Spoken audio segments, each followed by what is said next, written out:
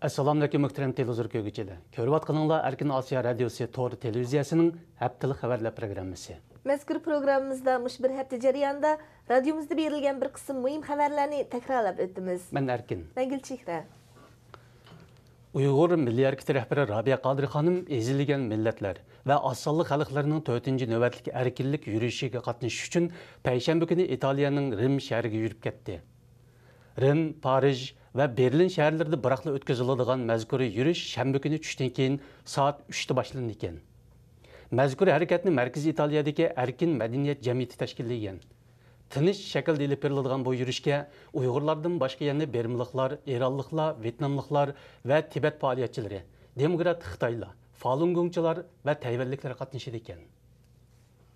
Yaqında Germaniyaning Dortmund universiteti Uyg'urlar haqida Chumulning yo'li nomli hujjatli film ishlagan. Mazkur filmni ko'ruvchilarning bildirishicha, filmda Germaniyada yashayotgan Uyg'urlarning turmushi jonliq aks ettirilgan ekan.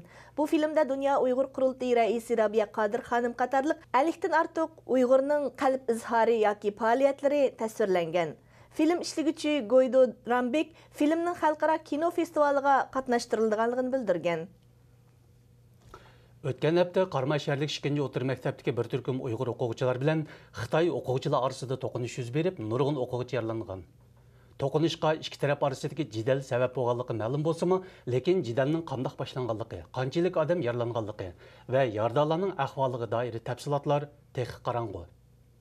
Vaqadan xabardor kishilarning ilgari surishicha, doirlar 2-chi o'tirda yuz bergan voqeaning xarakterini odatdagi mojaroda bekitib, voqeaning milliy munosabatga aloqador sezgur tarafini yepishga tirishgan.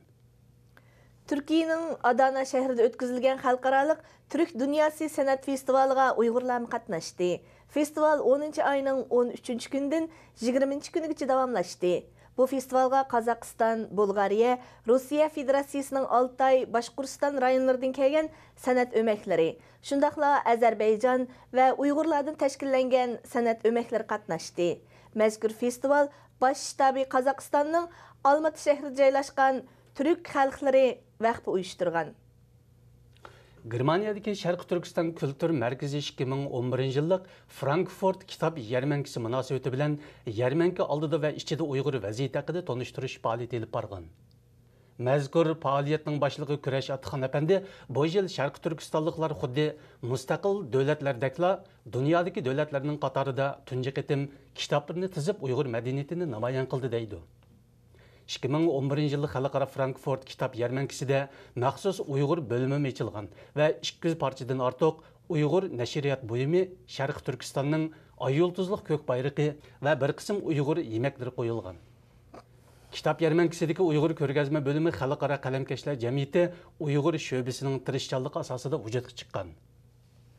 Kanada Ko'chmanlar ministri Jason Kenney Kanadaning Vancouver shahrida turishliq siyosiy faoliyatchi Umarjon apandi qatorliq 4 Uyg'urni qabul qildi va Kanadaning Husayn Jalil masjididagi maydonidan yonmaydiganligini bildirdi. Kanada Ko'chmanlar ministri Jason Kenney suhbat jarayonida Xitoy hukumatining Uyg'urlarga terrorchi qalpig'i kiygizishga urinayotganligi, amaliyotda bo'lsa Uyg'urlarning tinchlik so'yar insonparvar xalq ekanligini bildirgan. Urumchi polat zavodining 25 yillik ishchisi Aygüzel davolashning o'rniga uningga ziyonkashlik qilinganligi ilgari surilmoqda. Ma'lum bo'lishicha, Urumchi polat zavodining ishchisi Aygüzel polat zavodidagi bir sexda 25 yil ishlagan. Sexdagi yuqori harorat uning salomatligiga ta'sir yetkazib, keyingi yillarda bosh qiyish va hushsizlanish qatorliq ahvollarga duchor bo'lgan. Zavod uning salomatlik ahvoli bilan chattiq bo'lmagan va davolanish ishiga ega bo'lmagan. Natijada Aygüzel munosabatli organlarga aziz sungan.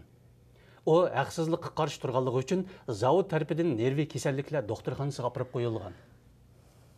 Payshanba kuni Liviya o'tkinchi hukumati Liviyani 42 yil so'rgan Muammar Kazafining o'lganligini jakoladi. O'tkinchi hukumatning bayonotiga qaraganda Kazafi payshanba kuni Sirtadagi to'qinish jarayonida yaralanib qo'lga tushgan va Sirtadan Beng'oziga to'shilish yo'lida jon uzgan. Kazafining o'lganligi dalillangandan keyin Liviyaning Amerikada turishliq elchisi Ali Ajoli Liviyada xo'rliq oyoqlashdi. Liviyada diktatorlik tuzumi oyoqlashdi. Xalqning tushi reallikqa aylandi dedi. Liviya xalqi bu yil fevraldan boshlab Kazafi hukumatiga qarshi namoyish va qurolliq urushni davom qilmoqda edi. Möhtərəm televizor kögüçülər, yuqorda Erkin Asiya Radiosu Toğrı televiziyasının həftəlik xəbərlər proqramısını gördüңlər. Kelər həftə görüşküçə aman bolğaysızlar. Xeyr xoş. Xeyr xoş.